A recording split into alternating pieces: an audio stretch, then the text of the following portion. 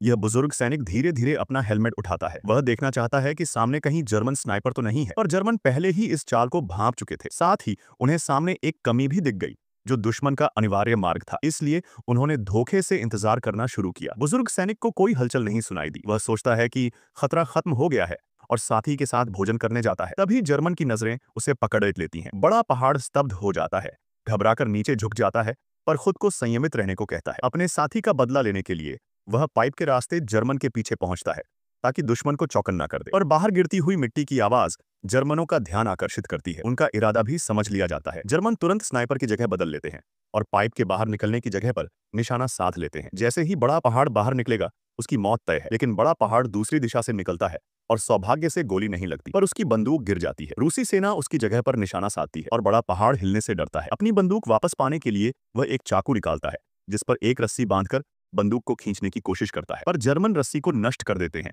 अब रास्ता बंद हो गया है और सबसे बुरी बात यह है कि उसकी हर हरकत जमीन पर कांच से साफ दिख रही है, जिसे जर्मन अच्छे से देख रहे हैं। तभी पास के पाइप से उसका साथी और प्रेमिका निकलती है, जो बड़ा पहाड़ की मदद करने आई थी। जर्मन सोचते हैं कि बड़ा पहाड़ अकेला है और ध्यान बटाने लगते हैं। बड़ा पहाड़ प्रेमिका से कहता है कि वे कांच लेकर बाहर की ओर रोशनी करें, ताकि उसकी नजरें अंधी हो जाएं। उसके बाद वह बंदूक उठाकर जर्मन की हथेली पर वार करता है। यह बड़ा पहाड़ और उस दूसरे विश्व युद्ध के महान स्नाइपर के बीच दूसरी भिड़ंत थी। हालांकि उसने उस दिग्गज को मार नहीं डाला, पर इससे उसका हौसला बहुत बढ़ा और इस जानलेवा संघर्ष के बाद बड़ा पहाड़ और उसकी प्रेमिका के बीच रिश्ता मजबूत हो गया। अगले दिन जब वे अगले कदम की योजना बना रहे थे, तो जर्मन में छुपा एक छोटा जासूस उन्हें एक महत्वपूर्ण सूचना देता है। वह जर्मन स्नाइपर के जूते साफ करते समय देखता है कि बड़ा पहाड़ के जूते की तली मिट्टी से भरी है, जो सिर्फ इस्पात कारखाने के पास मिलती है। वे अंदाजा लगाते हैं कि बड़ा पहाड़ वहीं आसपास है। तुरंत बड़ा पहाड़ रात को घात लगाकर जाता है। वह खुद को मृतकों के ढेर में छुपाता है, कीचड़ मलता है, टोपी पहनता है और इंतजार करता है जब तक दूसरा विश्व युद्ध का पहला स्नाइपर आता है। वह उसे मारने के लिए तैयार रहता है। एक पूरी रात वह छुपा रहता है, पर सो न पाने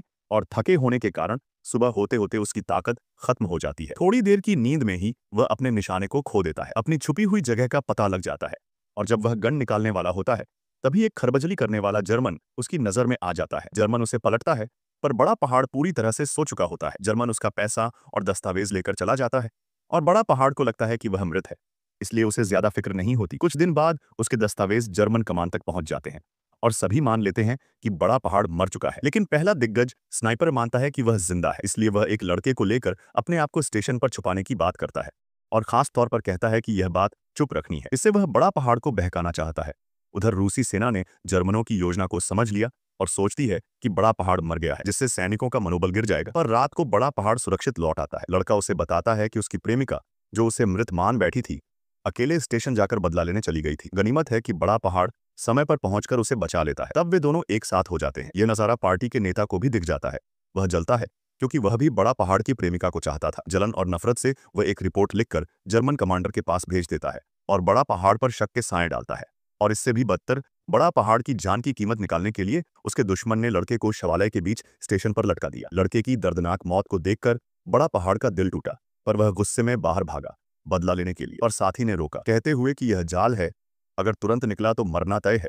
बड़ा पहाड़ वादा करता है, मैं उसे अपना दुश्मन समझूंगा। दूसरे दिन जेंग वेई बड़ा पहाड़ की प्रेमिका के साथ ग्रामीणों को सुरक्षित ले जाने में मदद करता है, पर प्रेमिका जर्मन के ग्रेनेड से घायल हो जाती है और उसका जीवन खतरे में पड़ जाता है। स्टेशन पर दो स्नाइपर लंबे समय से आमने सामने हैं, एक दूसरे की कमजोरी का इंतजार कर रहे हैं, फिर भी अपने दुश्मन से नफरत और अपने साथी से गलतफहमी में फंसे हुए हैं। जेंग वेई बड़ा पहाड़ को बताता है कि उसकी प्रेमिका किस हालत में है। मजबूत और आत्मनिर्भर बड़ा पहाड़ रो पड़ता है। जेंग वेई भी अपने कर्तव्य में असमर्थता महसूस करता है और वह फैसला करता है कि कुछ करना होगा, ताकि वह उस महान जर्मन स्नाइपर को हराया जा सके। बड़ा पहाड़ का सोचता है कि उसने अपने दुश्मन को हरा दिया है और सावधानी से लोहे की छत को धीरे से हटाता है, नीचे से बाहर निकलता है, पर अचानक हवा चलती है और वह किसी खतरनाक खतरे का एहसास करता है। साइड से देखने पर वह बड़ा पहाड़ को अपने राइफल के साथ घूरते पाता है। अवसर न पाते हुए वह धीरे से अपनी टोपी उतारता है और अपने सबसे बड़े दुश्मन की आंखों में देखता है। आखिरकार बड़ा पहाड़ जीतता है। 3 माह बाद जर्मन बिना शर्त सरेंडर कर देते हैं। बड़ा पहाड़ अस्पताल में अपनी प्रेमिका से मिल पाता है,